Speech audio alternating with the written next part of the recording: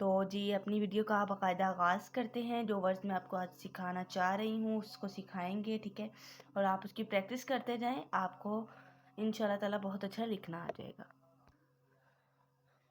तो जी अब हम अपने जो मैं आपको बताती हूँ कि आज हमने कौन से वर्ड्स लिखने हैं। तकरीबन हमारी जो हरूफ तहजी है वो कंप्लीट होने वाली है, तकरीबन हो भी चुकी है, ठीक है।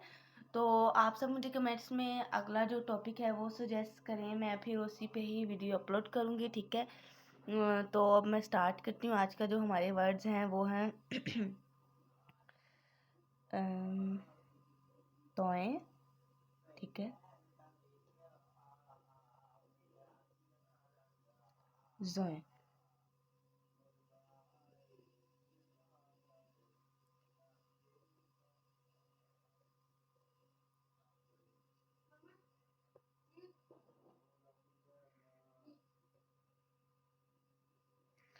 गैन, फे और काफ, ठीक है।